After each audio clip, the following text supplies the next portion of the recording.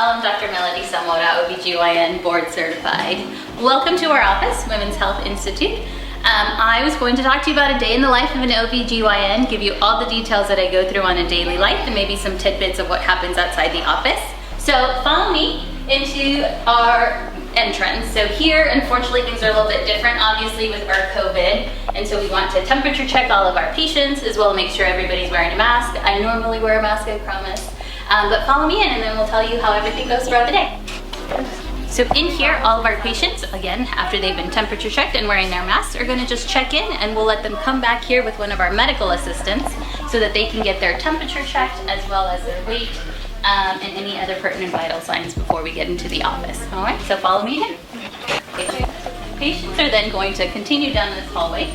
We usually have them follow into one of, at least at our office, one of our bathrooms, where they are going to get their weight taken as well as their height. And given that we do work down with our genitourinary system, we make sure we get some urine samples for any of their potential problems that are either obstetric or gynecologic, and they'll leave those samples here with us as well. Okay. So once that's been all of that pre-check done, the patients will follow again our medical assistant and either do a couple of things. They can either get an obstetric ultrasound or a gynecologic ultrasound, which we have here in the office. They might come in for their laboratory work first, and then once that's done, they'll follow me into one of these patient rooms where we can actually talk about the visit that they're here for. This is where I do my work in this office. I actually have two offices. This is one of them. These are my 3 patient rooms that I have, rooms 1, room 2, and room 3. So in here, if you want to come on in, patients will initially sit down here, and then we'll do our interview process as well. So I'll take a seat here. Most of the time I bring in my computer so that we can go over their history, make sure it's all nice and pertinent, and ask for any new updates that are necessary. So remember, we have a different type of population here. It is all women, but we see both gynecologic patients as well as obstetric patients, and all ages. I have patients from ages 10 all the way to ages of 80s, 90s, and they all have different variable symptoms or problems that they'd like to get evaluated. And then obstetrically, we're confirming patients, and we're also seeing them all the way through their postpartum visit. So lots of good variety in the office that really helps you just kind of help women in general and all of their different needs throughout their year. Okay?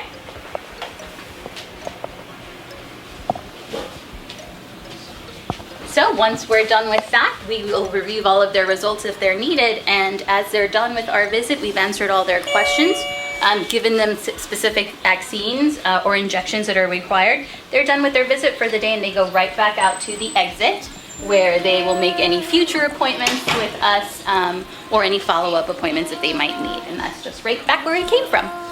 So that was a quick overview of how the day goes, but now we're going to actually go down and get into all of the details, the nitty-gritty stuff, the really cool information that you want to know about how it is to work in a day in the life of an OBGYN. Let's go. I'm Dr. Melodie Zamora, OBGYN, Board Certified, and today we're just going to be going into a further detail on what it's like to be an OBGYN, what you can expect, and hopefully answer some questions for you to make you come into my field, because it's awesome. So, a typical day for an OBGYN, I'm going to tell you, is very variable from day to day, because obstetrics itself is really relying on the patients, particularly the OB part. So, what we do, and I'm currently in private practice. There are some other types of practice. You know, you could be just working in the hospital and be a hospitalist and only do obstetrics. You could be part of a major group like a Kaiser and sort of have to follow their rules. But for me, we're private practice, so I'll give you the details on that set. So I do surgery on Monday mornings. So Monday mornings, I am up at around 5:30 to 6 because my surgeries are going to start at about 7 o'clock. I do them all morning on Monday, and I usually am able to do about 3 to 4 surgeries depending on the type of surgery. The surgeries can include anything like a hysteroscopy, which are those small little minor surgeries where we go inside the uterus and see if there's any abnormalities there for what particular problem the patient came in, or something as significant and major surgery as a hysterectomy. And I do robotic surgery personally. We could always talk about that in detail if you had any questions on that further. And that's my Monday morning. In the afternoon, I follow that up with office visits. So then I come back to this office here and see patients for the rest of the afternoon. I will get some lunch in there, so don't worry about that. Other days, Tuesday through Friday are definitely going to be our regular full day OB visits as well as gynecologic visits, so all in the office. As I had mentioned earlier, I actually have 2 offices. So it depends what part of the city I'm at, the different kind of patient populations. But in general, we're seeing, again, obstetrics and gynecologic patients. Our office opens at 8:30 in the morning and we are done by about 5:30. I do have a long day, which we get to see patients who, unfortunately, like myself, work all day and still need to see a physician, so we extend our hours to about 7 p.m. for those patients as well. And those office visits are usually going to be placed in 10-minute slots, but we definitely take a little bit longer to see our patients, so we are sometimes running behind, and that's the nature of being a physician in the office, trying to get to see as many people and help as many people as you can. And you always want to make sure that you pay attention to your patients, you're giving them that full undivided attention. Now, obstetrics. We have a call system in my group. And so sometimes I'm doing 24-hour calls in the hospital. And so for those days, I will show up at 7 a.m. and I will not leave until 7 a.m. the next day. We live in the hospital, so we're there for our patients 24 hours and for any emergency needed in the ER, consults from the hospital list of patients that have already been admitted that have gynecologic, or even they find out that they're pregnant when they came in for a procedure, as well as our laboring patients and those that have any other issues emergently in the obstetric fashion. So that is a general overview of all of the days. Again, surgery, office visits, as well as obstetric and gynecology calls in the hospital. So I started school, I went to undergrad at Yale University, and then I did a post-baccalaureate program at Georgetown and followed up with being at Georgetown Medical School. So I love surgery. I've always been very hands-on, even since I was little. I would always help my dad. My dad actually has some experience in working as a butcher, so he would always be able to tell me about the anatomy of certain animals, and I was really into that. So I knew I wanted to do something surgical. But once you go into medical school, you know, the first 2 years, books, tests, all that fun stuff. You finally get to get into the hospital on your last 3rd and 4th year, and that's where you get to experience all of the different subspecialties and see which ones you think are most fitted for you. Obstetrics and gynecology, or my OBGYN rotation, was at the very end, and I previously, before getting there, was pretty into maybe some plastic surgery, because again, as I mentioned, I really like surgery. But then I did obstetrics and I delivered a baby all by myself, and that is one of the coolest things you can ever imagine, that you are the person that helped this couple get their baby. I usually tell patients, like, there is some other human in this room and I'm gonna find it. And it's just delivering a baby, making everybody happy. It's a great, great specialty to be in. Particularly for me, I feel like it's a very happy specialty. We deal with only women, and most of the time they're there to kind of ask you about problems that they're having and solving those problems, whether they might be severe abnormal bleeding, really terrible periods, pelvic pain, cancers such as breast cancers, gynecologic cancers. We are the ones that find those and then refer them to the subspecialties. And so whenever we are able to, one, find these things or resolve their issues, they're very, very grateful. And so again, it's just such a happy place to be in.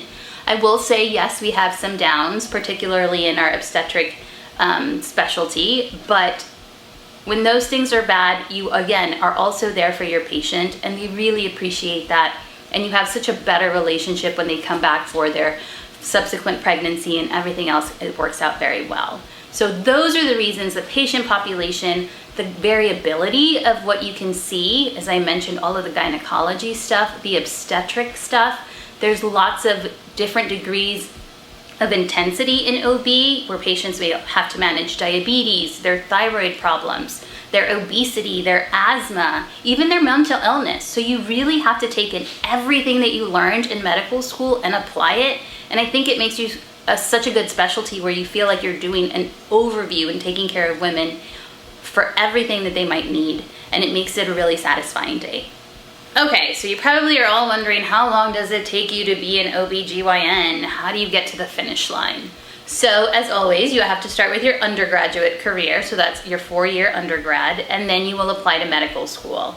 Medical school is also 4 years. Once you're done with medical school, then you will apply to residency, particularly depending on your particular residency choice. You'll either have a 2-year residency, a 3-year residency, 4, 5, maybe even up to 7 years. For OBGYN, it is a 4-year residency. In that residency, you are obviously taking those information and general knowledge that you got about physical exam in the OBGYN field when you were in medical school, and then taking that even a couple steps further, and 4 years of being on the floor, delivering babies, learning how to start with your surgeries, being able to pre-op a patient, suggesting the right type of surgery, or maybe just medical management. So really honing in on those details that are going to make you a very good OBGYN. And by the time you're at your 4th year, you are definitely very well versed in the different types of surgeries that there are. The nice thing about gynecology is we have a lot of minimally invasive surgery as well as open surgery. In particular, in my field, and what I learned in residency was robotic surgery, which is really cool surgery where you're able to have a patient kind of stay away on that part of the console, and you're in a own little console, just making sure you're using all of your instruments and doing the most minimally invasive surgery possible. That takes years of practice and learning, and you get all of that in residency. In addition, I am a general OBGYN.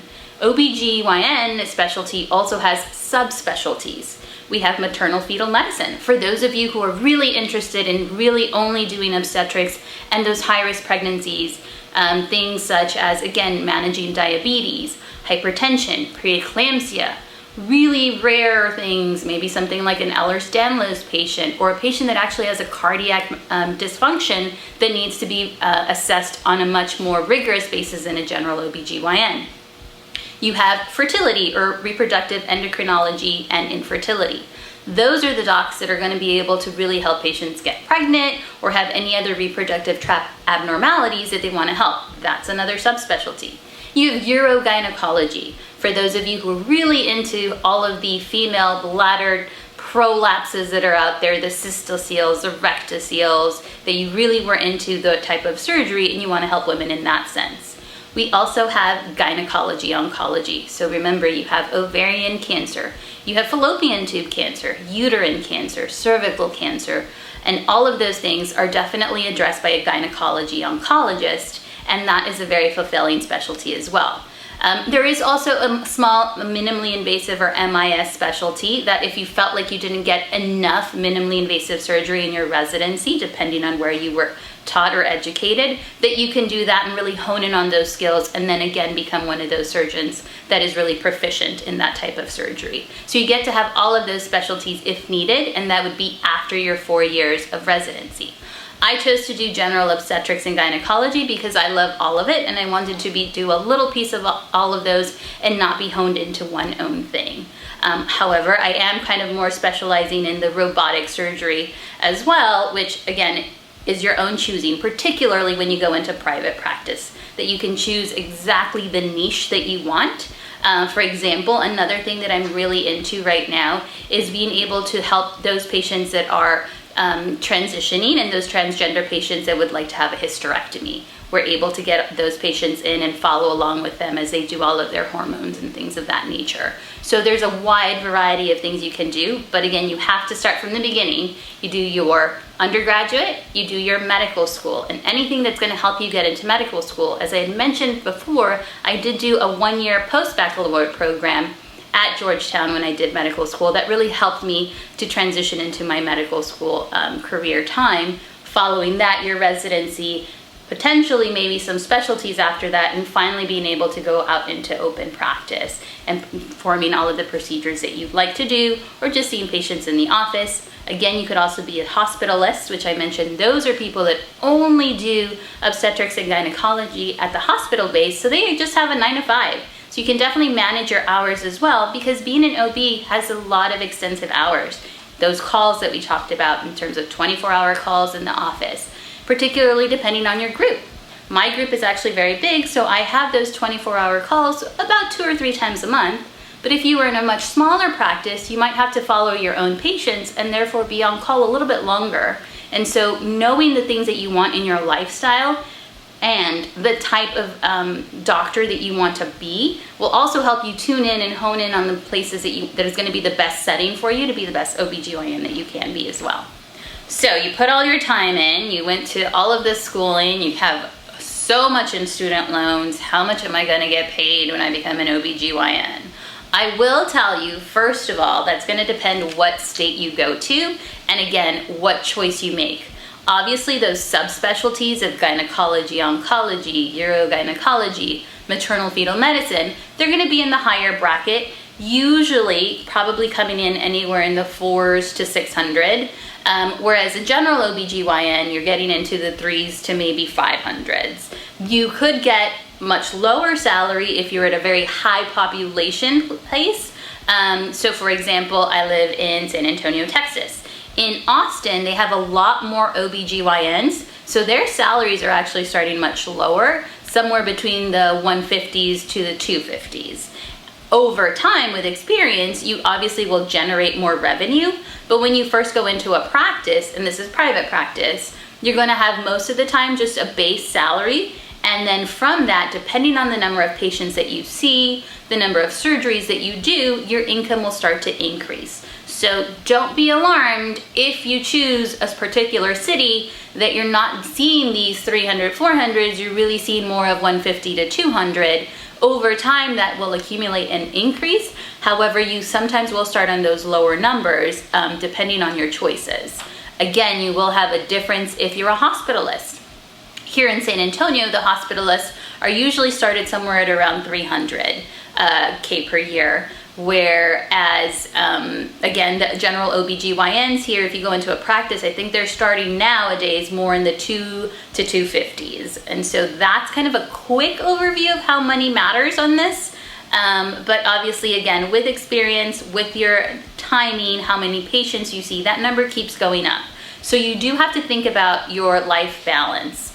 And your life and work balance, I would say, because if you want to make much more money, then you can bring in 40 patients a day, but how much time is that leaving you for your family? So you have to prioritize that way. In general, I will tell you in my practice, I probably see between 30 to 35 patients a day.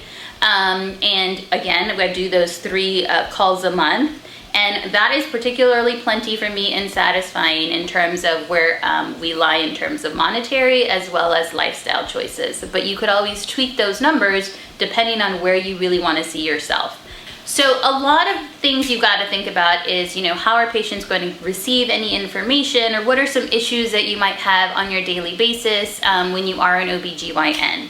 So I think a few things we can talk about on that front is obviously results. As I mentioned before, sometimes we're the first people who actually diagnose an endometrial cancer or a breast cancer. And so one of those issues is, one, how you're going to talk to the patient, obviously be empathetic, but be able to make sure that those referrals are done appropriately and quickly so that the patient gets their best outcome.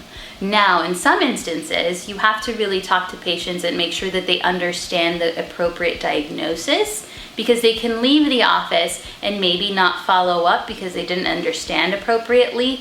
And then you see them, a year later for their annual exam, and they never got any follow-up or any of the recommended direction that you had previously spoken of. And so that really becomes an issue for a lot of patients, that they feel they weren't treated appropriately or that we missed something. So you always want to make sure you're following your guidelines, documenting everything that you talk to your patients about, as well as the risk of everything and what the percentages are if you're able to kind of quote those, so that you don't have to have that type of liability in the end.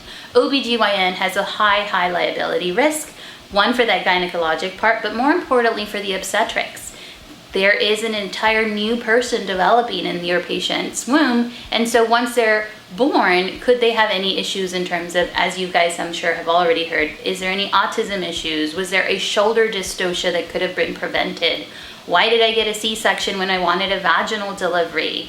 And all of those things are obviously brought up. Or if babies end up in the NICU, and why did they have to be in the NICU? Was there something that we could have done to prevent that? even to an extreme of an actual congenital abnormality, a heart condition that was not seen on imaging and was found subsequently after birth. Do you have to go back and review all of those ultrasounds and make sure that we didn't miss anything? One, just to make sure for the liability purposes, and two, as an education for the future so that incident doesn't happen again. And so making sure that you are always up to date on the latest in terms of different testings, what you could offer your patients, as well as being up to date on ultrasound reviewing, imaging, high-risk physicians are going to be the safest routes for yourself, but more particularly for your patients. You never want to have any type of pregnancy or outcome have a abnormal outcome or a disfortunate outcome when we could have prevented that. Those are going to be your major things to really look for. Okay, so we did a really good review of what to expect, what to know, how to get here, but what is the best part of my job? In general, my job is awesome. I think the best part, as I've mentioned a few times, is how satisfied patients are, how happy patients are, and the fact that I constantly have to keep learning. There are always new recommendations that you have to just stay on top of, and so you continuously are educating yourself and you feel like you're stimulated in a sense that's helping the community itself.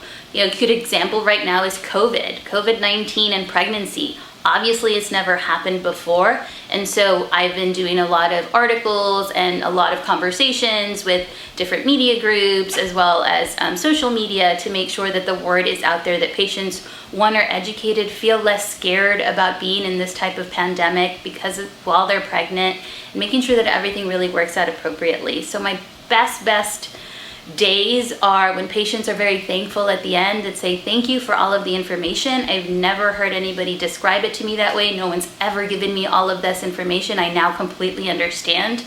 If my patients can be their own self-advocates after having a conversation with me, I find that being the most rewarding. And so that type of life is wonderful. And I really hope that you all will choose to be an OBGYN. The other major part is the surgery. I always will go back to surgical intervention. It is a great thing to do that you're able to use your hands and help patients in whatever way possible. Even in the office, I do IUD placements, we do Nexplanon placements, we do biopsies in the office. So there are lots of small little procedures you could do that will keep you really good at your surgical techniques, as well as still seeing patients in the office and keeping your brain working, your hands working. Basically everything that you learned in medical school, you are literally using every single day, but on a specific group of patients. And your specialty is the best one if you pick OBGYN.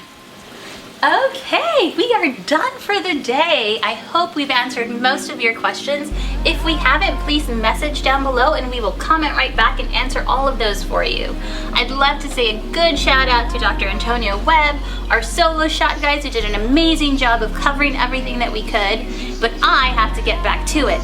Please let me know if you need anything from me. Otherwise, I'll see you. Have a good one.